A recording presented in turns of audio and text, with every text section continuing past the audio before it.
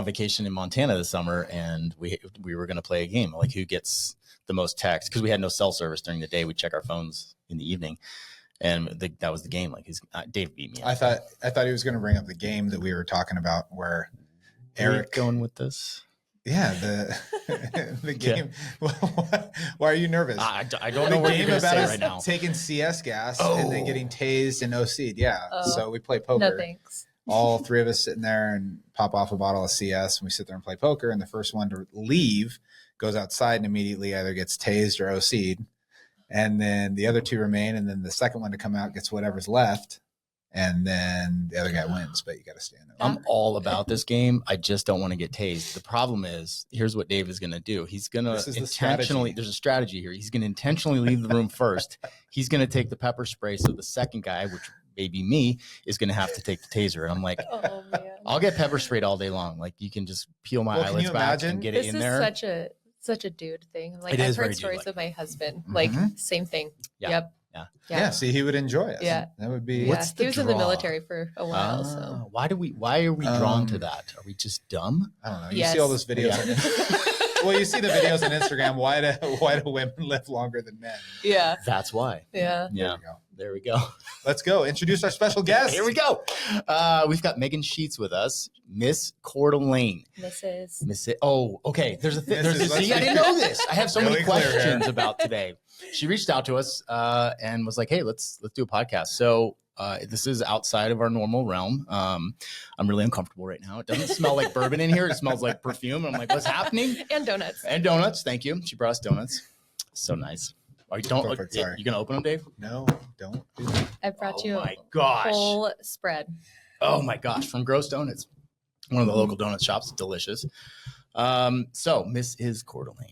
Okay. And you're running for Mrs. Idaho. Yep, that's right. Okay. See, I always thought it was just Miss, but obviously if you're married, there's some difference. And so there's a few different pageant systems. This one that I'm in is the Mrs. America system. And so there is a Miss portion as well. So there's Miss and Mrs. There's technically 3 titles. So there's Miss Idaho for America, Mrs. Idaho America, and Mrs. Idaho American. And so there's 3 titles up for grabs. You know you're going to need to explain that now. Yeah, right. What's the difference? Yeah. So the original title is Mrs. America. And actually, Washington just won that title, which is super cool. But basically, Mrs. America was the original title. And then they added on Mrs. American just for more representation of the states. So now there's 2 representatives for every state. And it's just more opportunity. More women can join. Okay. So. Have you been doing this your whole life? Nope. Okay. Very new. Last year was my very first time ever joining a pageant. So this goes right into my question. What was the motivation to get into something like this? Yeah. So I've grown up in the beauty industry. My mom was a nail tech. I'm a hairstylist and makeup artist. So I've been in the industry for a long time. I love the glitz and glam. And so I do like bridal hair and makeup, all of that. And last year, I had my son. He was only 4 months old at the time, so I have 2 kids. I had 2 under 2, which it was super fun, but at the time it was hard. And I had a lot of postpartum depression and was really struggling. I felt like I kind of lost myself. And so when I saw there's an opportunity to join a pageant, I was like, oh, that could be fun. I could get dressed up again. I could be around other women. I was trying to find that other piece of myself. Right. And it absolutely terrified me to join this pageant. And that's when I was like, okay, that's what I need to do then. If it scares me that bad, then I need to go just head first and just go straight into it. So it's been the most rewarding experience. It's been absolutely amazing. I've got the chance to meet so many incredible women. When you think pageant, you think snotty, uptight, whatever, but no, it is not like that whatsoever, especially in the Mrs. category. Most of us are moms, there's grandmas, we all have lived life. And so all of these women are so encouraging and kind and loving, and they are doing the most incredible things for their communities. And it's really inspiring to be around. It causes you to level up. It's pretty awesome. That's cool. Pretty cool. Cause I think a lot of it is, the pop culture, the Sandra Bullock and Miss America, Mrs. Congeniality and all that stuff. Right. So I think, from the outside, like he said, this is not our realm. I feel really uncomfortable because I might say some stupid stuff on here. That's okay. I don't, but we're humans. The truth is I really want to know, because there's a lot of people that look at a pageant as just being, like you said, like this ditzy, like bikini contest or something like that. Yeah. When it sounds like, when you're talking about community involvement and everything else, it's one of our staples. In fact, I was working on it this morning and making sure that's in our brokerage for one of our staples. But for it being, what is it about the community involvement that you get to do? What is the opportunity that's presented there? Yeah. So the whole premise of being a delegate for your state is to represent your city, represent your state, and represent your people. And so it's really just community involvement, lots of volunteer work. For me, I work a lot with Project Beauty Share, which is an organization here they're in Spokane, and they distribute beauty and hygiene products all over the US. So it's really impactful. Women, men, whoever, like, we use a minimum of 30 products a day. And there's people out there, they don't even have one, and those are things that aren't covered by state assistance. Feminine hygiene, razors, toothbrush, toothpaste. You can't get that with state assistance. That's something you have to buy with your own money. And say you're like a single mom and she has $5 left. Is she going to choose to buy a lipstick for herself to feel good? Or is she going to choose to buy her teenage daughter some feminine hygiene products? Like, she's probably going to choose that one. And so Project Beauty Share is really special because they allow women to feel confident and hopeful through these products. So lots of community involvement. I've worked with a lot of different events. I've been a spokesperson for a few things. I'm just here to help serve our people the best I can. Yeah. That's pretty cool. And you do professional makeup? Yep. So I've been able to use that skill to give back as well. Is it killing you right now how shiny my head is? No, it's not shiny. It's not? Yeah. It's dewy. That's a new word. I like that. That's You're disgusting. It gets real dewy when I'm at It's jujitsu. glowy. Yeah. So what's the process? So to become Mrs. Idaho, to become Mrs. Idaho, what's the process to get into that? Yeah. So the first step, so the Mrs. Idaho America pageant has just opened up applications. So they're live now. So you have to go in, apply, and then the directors, Timmy and Griffin, they are going to decide if you are going to make the cut, basically, which most everyone does. If you want to join, you can pretty much join. And then the state competition is this year in Boise in April. And so there's a big competition. It is swimwear, evening gown, and interview. Interview is 50% of your score. So it's literally just a conversation just like this. They just want to get to know you. They want to know your heart, why you're there.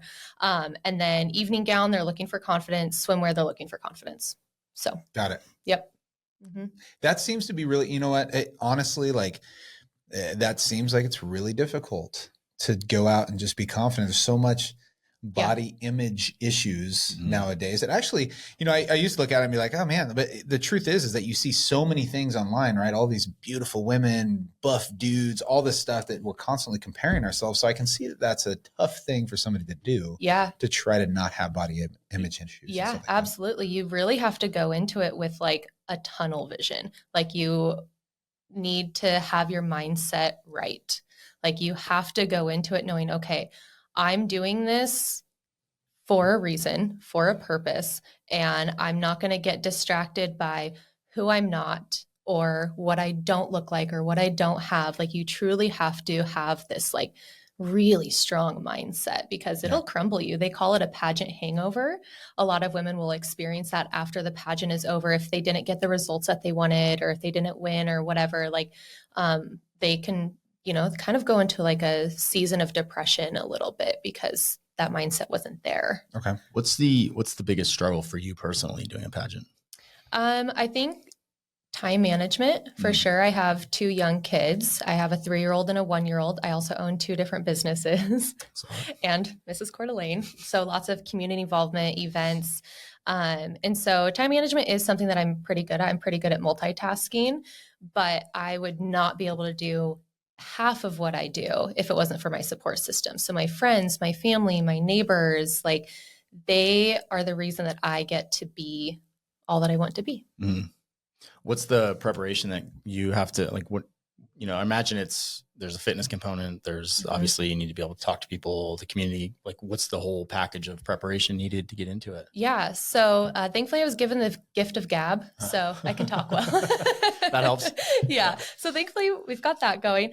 The fitness portion. So when I had joined last year for the first time, I had just had my son. So he's only 4 months old. And so I was trying to get into shape, but healthy because I was still nursing and everything. So there was kind of a fine line between getting super fit and buff and like making sure hormones are staying intact and everything.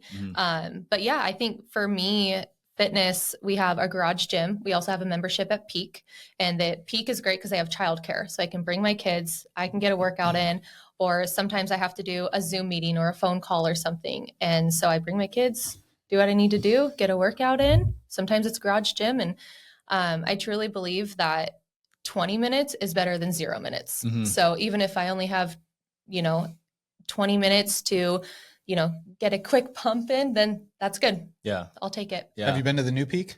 Yeah, it's awesome. You have? Yeah, so I think cool. it's awesome too. I haven't been there. It's pretty cool. There's a lot of, what's the new craze? The pickleball. Pickleball. Oh my gosh. So many pickleball courts. Yeah. I love the new Peak. I haven't been there, but I love it. It's beautiful. Because nobody goes to Hayden anymore. Oh yeah. Dude, I went to Hayden the other day at 3:30 in the afternoon, which is not my typical time, but it's busy at 3:30. Yeah. There's 5 people in there. That's the one location I haven't been to yet because it's so out of my way. So amazing. I wasn't super impressed with there. Like, I was kind of bummed that they had moved the Post Falls location because the other one was right across the street from our house. So I could walk there. And now I have to drive. Now it's like a whole thing, Yeah. I like that they have a cold plunge there, although the men's has not been working yet. Oh, ours isn't set up yet face? either. I just don't like getting in a pool with 50 other men. So it's a single. Yeah, it's singular. That have been in there. Yes, there is that issue, right? True. I love cold plunging, this, but I'm do. like, oh man, I look in that bath and I'm like, oof. Yeah. I don't think it's going to stay cold. There's so many people that are going to cycle through it. Yeah. That's a big challenge. But I love cold plunging. So do you do I'll that? try it. Yeah. Yeah. I Okay. haven't done it, but I'll try it. No. You try it. I'll try it. Here's how you can't we be cold Mrs. plunge. Idaho and not cold. Yeah, plunge. if you're going to represent Coeur d'Alene, this is how we do it. So we wait until the winter. Man. We go out and we cut a big hole with a chainsaw and we get in with the ice all around you. That's what we do. This is a true story. We have a video about it. Okay. It's pretty legit. Okay. Yeah. Well, yeah, just invite me. Sure. Okay. I'll try All it. right. Yeah. That's it. Done. That's great. Yeah. Game on. I try actually it. have a picture of my wife. And I'll try got her- not to complain. Oh, I got my wife in this year. My wife hates cold water. And I actually have, you can make the stickers on the iPhone. Oh, yes. I have a picture of my wife in the water like this. Oh, that's funny. She just Adorable. It is. It's It is adorable. adorable. It's a great I took her right back. She got in the hot tub. Has she was done happy. it yet? Like, or should you just do the one time? Oh, it was one time. Yep. Yeah. Okay. Try it once. That's good enough. You can say you did it. That's good. My wife would do it at Heat Proxia downtown because she could do the sauna and then walk to the cold plunge and then go back. So she does it at Peak now too because the sauna's right there. Yeah. So have you done the cryotherapy yet? Mm-mm. You done any of that? No. There's a new place here in Coeur d'Alene called Upgrade Labs, and they have that. They have like the cryotherapy and a few other different cool body upgrade things. I'm checking them snobbish. out this week. I'm snobbish, and I feel like cryo is just for people that don't have the balls to get into really cold water. Yeah. I haven't tried it. Someone out there's like, whatever, just way harder. I don't know. Deleted. There's something about getting in cold water and like submerging your entire body into it that is another level of misery that I just love. Pepper spray while we're in there. There we go. All right, let's go back to some things with her. We're going to get out of pepper spray. Don't give me that again. Let me ask you this question. So, obviously being in the position you are and focusing on community, and I'm sure a lot of younger women as well, and trying to be a mentor for a lot of them. What is it that you're seeing today? Especially with social media and everything else? What is the biggest struggle for girls mentally that are growing up in this day and age through high school and stuff like that? What is it that you're seeing? Yeah. the most? So I actually have 2 younger sisters. They're 16 and 18. Oh, 17, 19. I'm sorry that I got your ages wrong. And, honestly, they're a lot more resilient than we give them credit for. Like, I really think that, I grew up when we didn't have Instagram or anything. It was brand new. We had MySpace, right? Top 5, you know. I still have a MySpace profile somewhere out there. And so I do think that social media really can impact negatively, but I think that teenagers, like, as long as they have the structure of knowing, like, okay, this isn't real, this is fake, like they almost have that ability to recognize what's real and what's not, which is interesting because I don't think we give them credit for that as much.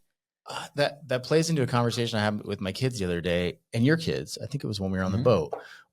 Kristen was looking at a video of a mini cow. Whole nother story of that kind of a thing.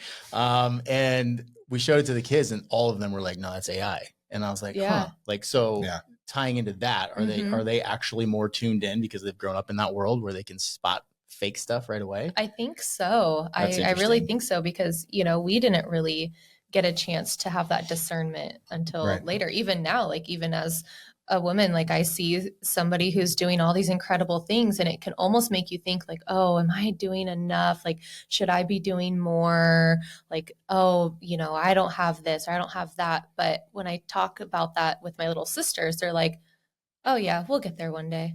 I'm like, you're just so nonchalant about it. Like, yeah. But I do think that there is a level of anxiety and depression and things that are rising in teenagers. And I truly think it comes back to, do they have that support system at home? Do they have a mentor? Do they have a coach? Do they have somebody they can talk to about these things? Because if they don't, then I think that's where, you know, kind of that uncertainty can come from. Well, I think, like you said you had the gift of gab. Yeah. And I think that for a lot of our young women, especially, young men as well too, is that there's the lack of reality that's out there nowadays, to where people don't have, I think it's neat that you do a lot of community involvement, a lot of giving back, and a lot of, you know, like you said, volunteer work, because I think if you can bring people to that, I think that opens their eyes to what's actually going on around them, because so many people are so focused right here all day long, and they don't have that constant interaction and the emotional intelligence that we used to have.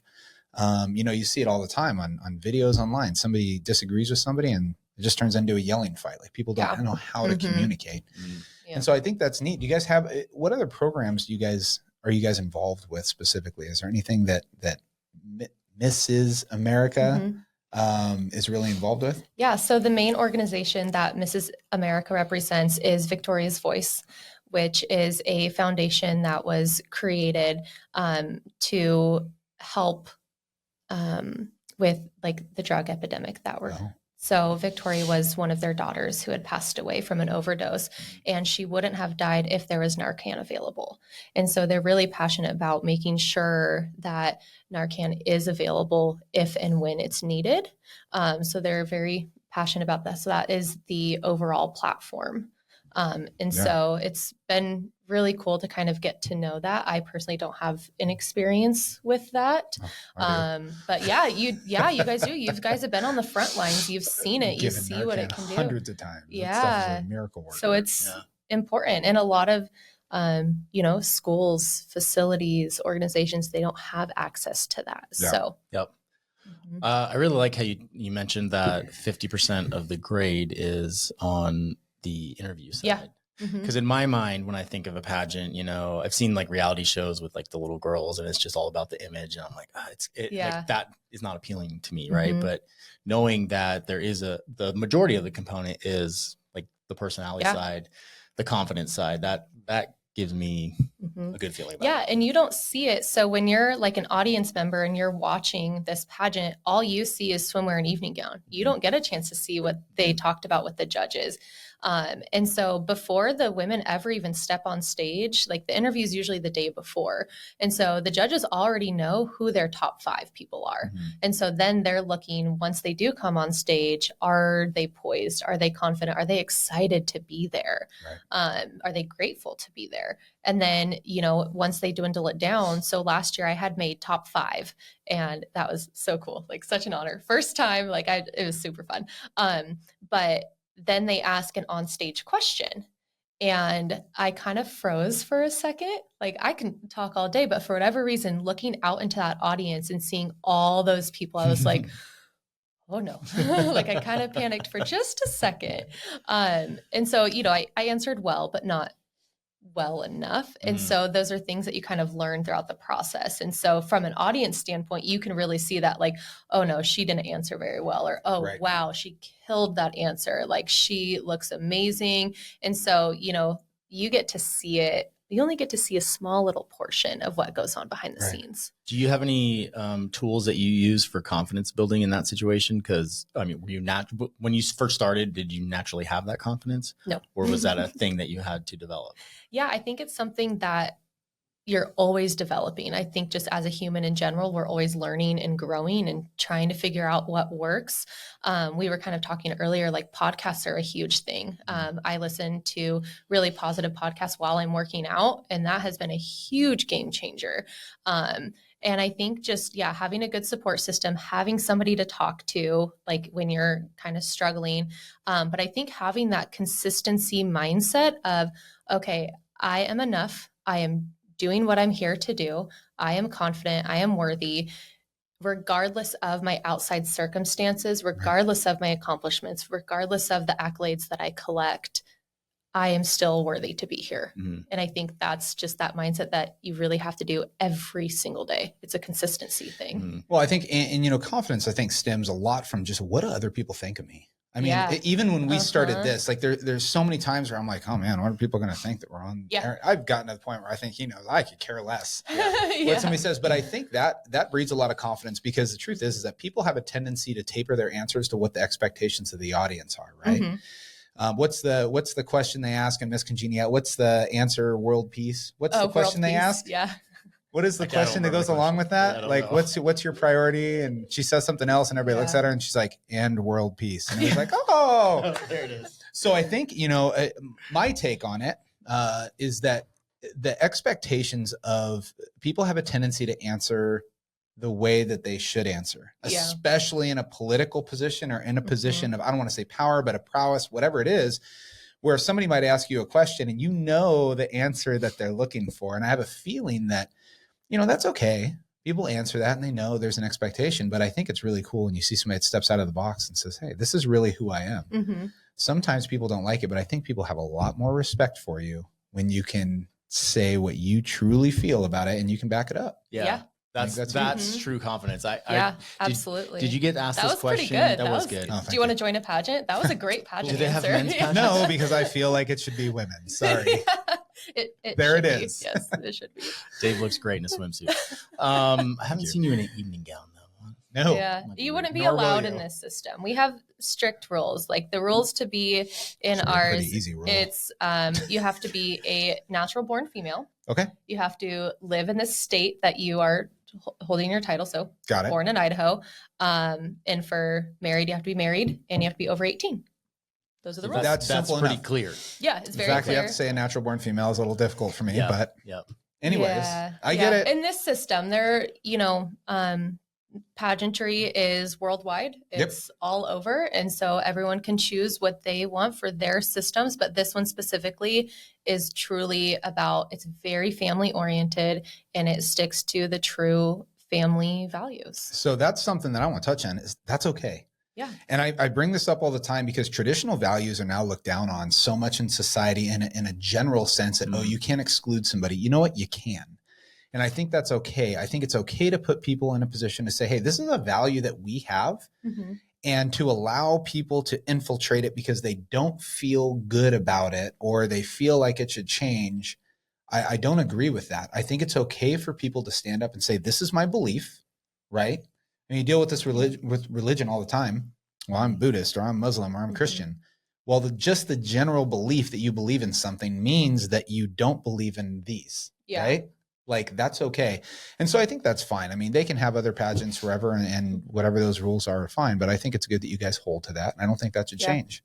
Yeah, it's pretty awesome. It's been a really cool experience to be part of because, where women get a chance to be celebrated for being stay-at-home moms or being homeschooling moms or being a housewife or having a garden, or, like those things they're celebrated Yep. and it's amazing. Like it's super special. You are changing my opinion of pageants. That's why I wanted to be here. Good job. Because it's really special, especially here in Idaho. Like, you know, there's the Mrs. America, it's in every state. But Idaho is really special. Like it's pretty cool. And, you know, most of our listeners, hopefully we got some females listening to this. And if you are, then here's a message for you. And if you're married, then pass this on to your wife. But this is something that's really important. You brought that up. Being a stay-at-home mom. You know, there was a certain tipping point in my marriage where I started to get frustrated when somebody would come and ask, you know, me, what do you do for a living? I'd say, oh, I'm a fireman. I do this. And cool. And they turn to my wife and go, what do you do? And I would see it just drain from her to say, oh, I'm a stay-at-home mom. And they're like, oh, and I'm like, whoa, time out. Do you have any idea what that means? Right. Like you want to see the stress level raised for me. I'll leave the fire department and come home for 4 days. Like stress goes right up, right? Dealing with the kids, trying to keep everything clean, get everybody fed, keep things organized, disciplined, try to have me time. There is so much that goes into, and I think that we have created as a society an expectation that you, mom, need to be working. Yeah. And you need to have that identity. And that if your only identity is a stay-at-home mom and a wife, that you're subpar. Yeah. And I don't agree with that. I think it's shit. It pisses me off. Right. It is literally the hardest job in the world, especially being married to a guy from our previous jobs, right? You're gone for days. Yeah. You don't come home at all. I would sound like we're in a relationship. Gone for days. You never come home. Okay, Seth. Like you don't even know me, Dave. My goodness. But for guys like us, it was easier to be at work. We come home. I mean, I have a perfect example of this. 2018, our house burned down in a wildfire. I was at work for 3 days, almost entirely. I barely went home at all. And on the third day, my wife was like, we were staying at her dad's house. She's like, I need you to be home. Like, this is getting hard. And I did not want to be. I was like, I'd rather be at work dealing with the trauma and the risk and the fear than dealing with the home life stuff, because it's that much harder. And, you know, here's the thing also that goes along with that is that you don't feel necessarily appreciated at home. When I was at home taking care of my family, I didn't really feel that appreciated. And it wasn't because my wife didn't, we're just busy, right? But when I'd go to work and I was a fireman, man, every call I go on, or as a cop, you know, every call I go on, somebody's like, hey, thank you so much. Well, maybe not as much as a cop, but as a fireman, you know, people are like, thank you. So you have that appreciation. So it is easier to go to work where I know my wife, I know I didn't say enough, like, hey, good job. Like, holy smokes. Like, thank you so much. And you don't get that appreciation because it's almost like, even though it's such a hard job, it's almost like, well, here's the expectation. Yeah. Go handle it. It's the outside appreciation. Like the inside, you know, you get it from your spouse and everything. And it's wonderful if you have a wonderful spouse, which thankfully I do. But like, it's that outside, it's not celebrated, you know? And like, even my husband, so we're both business owners. And so we swap the schedule. And so he's currently home today with the kids and he's there 2 days a week. And, you know, I think it's harder for men because it's not like ingrained, you know, like women are naturally the caretakers, right? But my husband does an amazing job when he's home. Like he is the fun dad. And, you know, maybe it's a messy house. Who cares? It doesn't matter. Like women are just naturally a little bit more, they're just a little better at multitasking. But, you know, like it's truly so incredible that we get to have this, that we both get a chance to be home with and raise our children together. You know, there's cons to that as well, but like 95% of the time, it's the most amazing thing ever. Yeah. So I think it's important to get that culture back because we've lost a little bit of that, right? There's the image of the mom boss and mom guilt for, you know, all of that.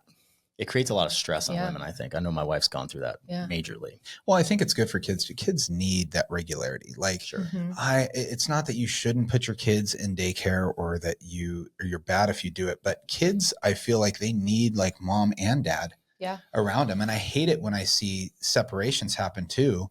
And mom and dad aren't on the same page because then kids have the ability to be like, you know, I don't want to be with you. I want to be over here. This is better. And kids need that constant love from their mom and their dad, even if it's just discipline, right? They need those people in their lives. And when you're not there, when you're dropping them off from 8 to 5, it's hard for you to work on your kids in that subconscious and that psychological level that you don't realize that they're losing out on if they're not with mom, they're not with dad, they're not getting those things. Yeah. And I think there's a lot of different types of family dynamics too. Like, I feel like so many of my friends, like my friends are boss babes. Like my friends are awesome. They're so cool. They are like, you know, killing it in their jobs. They're also moms, like, and somehow they make it work, you know? And it's like, I think when you become a mom, there's something that switches in you where it's like, okay, now I have to do this. I have to do everything this way now. I have to give up all these things that I've done. But I truly think that, especially by joining this pageant, I've realized like, okay, I can celebrate every aspect of who I am. I can celebrate being a mom, celebrate being a wife. Like, I have two businesses as well, but I only work 2 days a week, you know? And so it's like, I've been able to really kind of focus on how I can delegate and multitask and do things to the best of ability while taking care of my most important thing, which is my children. Like that's the most important. I think you're right. Women are naturally better at multitasking. Yeah. My wife, like I watch her, she does not seem to get decision fatigue. She just like all day, just boom, boom, boom, boom, boom with kids. Like, you have to. Yeah. Dealing with you don't have time to. No. I literally, not one of your wife's kids. I cannot pick out a loaf of bread without consulting my wife. I'm like, I don't know what to do here. It's terrible. Okay. Next time, instead of asking her what bread, just buy some bread. Just do it. Just make Take the that decisions decision for off the table. Yes, okay. That is the best thing you can do for your wives. Is just like Fair enough. Make a decision. You know, I think, and that's why, like, coming back to like the standard family values, like men are the leaders of the home, or you know, should be kind of a little bit. Women are kind of naturally the leaders. I think the women lead the home. Men should. They do it in a subtle way. Yes. Yeah. But it's so helpful when, like, my husband just, like, yesterday, he just went to the grocery store. Like, he does that all the time. It's great. Like, he leads our household, and it's awesome because then I feel like I get to be the woman that I was created to be. Like, I get to be gentle and feminine and, you know, yeah, it's great. That's it's part awesome. of finding that dynamic, I think, in the family, right? And it's different for every family. Yeah. Like, I do all the cooking in our house. Oh, awesome. So I do, I do most of the shopping, but, my wife does the cleaning and lots of other things that I don't do. But, 17 years of marriage and we have it figured out. And and I think that's it too, is it takes time to figure out what that dynamic is in your own family. Like, we've been together for 10 years, like it's, you figure it out eventually. You do. And sometimes the roles are weird. Like my wife loves to mow the lawn. Hey, like, we that's fight a over nice it. job. Well, we have a really nice mower. So okay. It's got a cup holder. So yeah, she'll like a cup holder. she'll go get the mower and mow the lawn. I'm like, all right, I'm just gonna go it's cook time dinner. to herself. Like, she can listen to her podcast music. She can just, Right. You know what? Yeah. That's a perfect example of don't compare things, right? Why? My wife's amazing, but her lawn experience is lawn looks a little long, right? Like totally different than his like, wife. Hey, gotta go. You know what? That's a perfect example, because my wife does a lot of things that I'm sure that your wife doesn't do and that you don't do as well. Man, that's a huge thing with relationships, man. People compare constantly. Like, your wife mows the lawn? Oh, yeah. Yeah, we're not supposed to compare. That's not what we're supposed to do. You know what you do? Just celebrate each other. Man, I'm telling you, though, you create a cup that needs to be filled. You're like, oh, my wife doesn't mow the lawn. And next thing you know, you take that cup home and you're trying to get it filled over there and it doesn't work. Yeah. No, don't do that. Like, I hear that stuff all the time. Like, my wife's like, my wife, I don't know if she ever really says this to me, as we've been together 18 years, but I'm very careful to come home and be like, well, Seth's wife does, you know what I mean? Like, good luck. Yeah, good luck with that one. Well, Seth does this. You should, like, it's people compare. And it's hard because it's everybody's got their dynamic, and family dynamics are different. And then raising kids. Yeah. How old are your kids again? 3 and 1. So I'll tell you this. Tough age. Yep. Yeah, I got super fun. I got a 14-year-old daughter, and I know perfectly how to parent a 13-year-old daughter. Ooh. Like, they're always going to be a year ahead of you. I'll have 14-year-old figured out October 31st this year when she turns 15. And then when the other one gets to that age, then you're completely starting all over again. And they're completely different. Yeah. And I think that's kind of something that being a mom has prepared me for, like, in pageantry and like in being a business owner and things too, is that, like, you just have to be adaptable. You have to be willing to go with the flow and try new things and just just, be adaptable in every situation, because every situation is going to be new and you're not going to be ready for that yet. So do you feel like it seems like this way to me, I'm wondering your opinion on the family dynamic and morals in Idaho seems to be different than other places. And I don't know 100%. Why. Why is that? That's a really great question. Honestly, I think it just stems from the people. Like everyone just kind of has that same idea, like, okay, we all came here to Idaho for a purpose, for a reason. Don't mess that up. Like, don't mess it up. Don't like, mess it keep up. It, and I think there's a lot of really incredible organizations and businesses and just people in general that try really hard to keep that true family dynamic, those core values where it's, love God, love people, love your country. It's that easy. Yeah. So that comes into another question I have for you.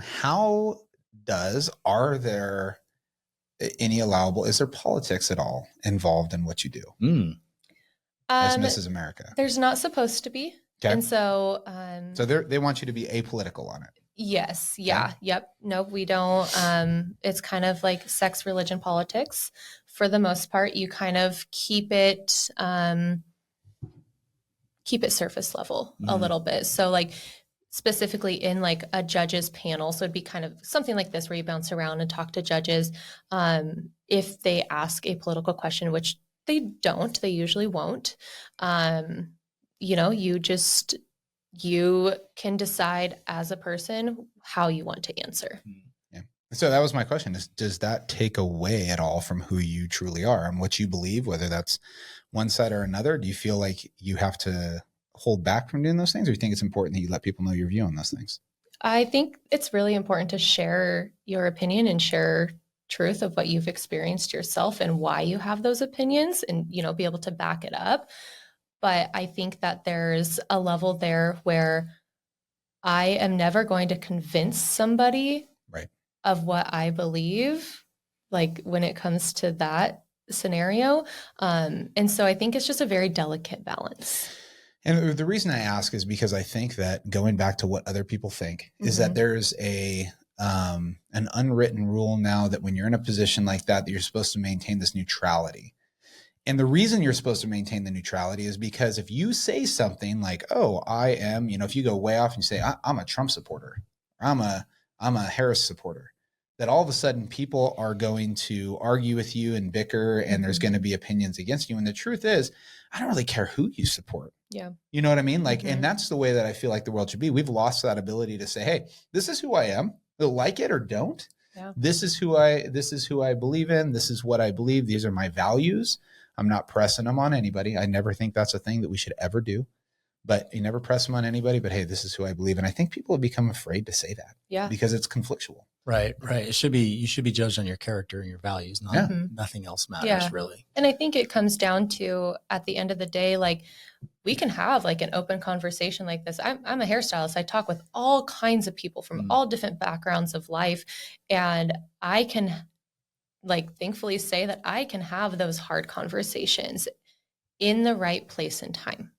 But when there's a situation where I am putting myself up for judgment, or if I think that there might be conflict, depending on the scenario, it's like, okay, this is what I believe. What do you believe? And let's have a conversation about it. Let's connect, because truly at the end of the day, as humans, we just want to connect. We want to feel seen. We want to feel heard. We want to feel loved. We want to feel appreciated. And I feel like that's kind of why we're here. We just want to connect. And that's huge. That's the emotional intelligent portion of it, right? Like I can have a conversation with anybody that I've talked to people on completely opposite political spectrums as me. And when they're willing to sit down and have a conversation, we find out at the end, hey dude, I can give you a hug. Like we really want the same stuff. We have a different theological way about going about it, but we don't hate each other. Yeah, no. Right? And that's the problem, is that we're just supposed to love people. Right. I just think we have a problem with bringing people to the table to have a real conversation about stuff. A lot of people are not willing to do that, right? I get lots of nasty comments on YouTube from all sides of the political spectrum. He doesn't let me see them. I don't let Dave look at them. And I've invited many a person to get a cup of coffee and like, let's talk it over. You think I'm this, let's go sit down. I bet you'll realize that I'm not what you think. Nobody's taken me up on that yet. Yeah. So still standing. You could become a hairdresser. It's awesome. Yeah. I don't have a lot of experience with hair. Bald women. Yeah. I can shave a head. That's a great way to have those deep conversations. Man, I've had the coolest, like most inspiring conversations with so many different types of people. Just because of I'm sitting behind a chair providing a service, but also asking those deep questions. Like, I want to know, like, why is it that you believe that? What led you to that? Like, where are you going to go from here? And I love it. I love picking people's brains. Like, I love asking very specific questions that gets them thinking. That's how, I mean, that's how we grow, right? In everything. And I think we're, as a country, missing that right now. We're not having those conversations. Everybody is in their own little echo chamber, and it's just a big circle in each side, and it's creating a bigger rift, I think, politically for sure. So for those that didn't make it this far in the conversation, that's like an important topic. People always judge us like, oh, you're North Idaho, you're all racist, blah, blah, blah. No. I'm like, no, that's actually not true at all. We hone in on one thing, right? Oh, you like guns? You're a bad person. It's like, whoa, wait up. Really? I think at the end of the day, the best way to get to know someone is just have a conversation. Right. That's all it is. And easy. It's without having like your defenses up. It's like truly just be vulnerable, share your heart. And most of the time people are going to share their heart back with you. Yeah. So. And don't have an end game. Like you don't go in it trying to change someone's mind. Yeah. That's the wrong approach for sure. So your husband was a firearms instructor. So do you shoot? Yeah, it's been a minute, but yes. Yeah. Okay. Yep, absolutely. Right. Yeah. So my husband is a Marine veteran. He served for a little while. And I met him actually as he was finishing up his 4 years. Good for you. So literally the day after. Yeah. And then, he worked I lived in Texas for a little while, and at the salon that I worked at, there was a firearms store literally right next door. And we only had one car at the time. So yeah. It just now, fit. Does he do real estate full time? Yep. Yep. So now he does real estate full time. He started about 2 years ago. Nice. Yeah. It's been really awesome. Like I said, like the flexibility with our schedules is amazing. It allows us both to have that entrepreneurial spirit. Yeah. So good for you guys. Yeah. Is there a mechanism for like younger girls to get involved in what you're doing? Like teenage age? Yeah, absolutely. Yeah. There are so many different systems, specifically here in Idaho. Like you would never know it, but there are so many pageant systems. So Mrs. America is just one. There's Miss Idaho. So Kit, she won Miss Idaho, and she just went on to compete at Miss USA, which is huge. And she's from Coeur d'Alene too. Nice. So they're starting to become like this big representation of our city here, and it's really special. There's so many different ones. And so if anyone wants to learn about pageants, like you can go on to my Instagram page. You can reach out, you can ask questions. There's so many different ones. That's here. Awesome. So and a quick Google search. Okay. Yeah. I'll link your Instagram in the show notes if that's cool. Cool. Yep. And then people can find you there. Okay. I had another question. So what's next for you? So you are Mrs. Coeur d'Alene. Yep. Is that like a year thing or is that multi-year? Yeah. So applications just opened this month. Okay. And so I keep my title, and I requested to keep my title again for this next year. Okay. So, and I get first dibs because I already have the sash. Cool. So yeah. Okay. Yeah. And then we'll go on to compete in April down in Boise. Okay. And that's for the state. Yep. That's for Idaho. State. And then from state, then you go on to nationals, which is in Vegas. So they just had national competition this last month. To have it. Yeah. Yeah. It's pretty fun. So it's the girls were there for 10 days in Vegas, and they have all these different like events and outings and things, interview, rehearsals, all kinds of things while they're there. And then whoever wins that title, they go on to compete for Mrs. World. Okay. Yeah. So is that the goal? You're going to keep trying? Yeah, I'm going to keep going as far as they'll let me. What's the competition like in Idaho? Right now we only have a handful of girls up here in North Idaho, so I would love to recruit more, because the more representation we have up here, the more likely like we can maybe have a North Idaho workshop, because right now currently everything is being done down in Boise, which is fine, but there's extra travel and expenses that lead with that. So Yeah, I think my class last year, there was about 20 of us girls throughout Idaho. There's been years past where there was 45. Okay. So it just depends on how many girls want to apply. Is there a training involved, or do you coaching or? Yeah, so I've hired a coach. I hired a coach last year, and then I've hired another coach for this year as well. And so the coaching is really for, interview and presence and branding, and kind of like, okay, here's what we're trying to get to. I'm going to show you how to get there. Mm-hmm. So, yeah. What do you like the least about? Is there something you don't like about it?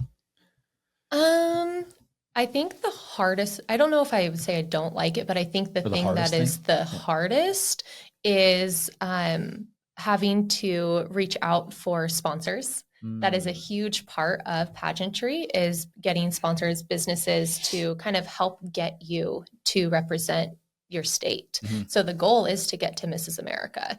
And there's a lot of costs that, come alongside that. Like just to compete at nationals, it's like 10 grand. Oh, wow. Yeah. So it's a lot. Okay. So, and you really have to put yourself out there and shoot your shot and ask people for help, which is so strange to do, especially as like, someone like me, where like, I feel like everything is figure outable. Mm-hmm. And so now I have to put myself into a position to be like, hey, I need help getting here. Can you help me get there? Mm-hmm. So that's probably been the hardest. Okay. Yeah. It's a learning curve.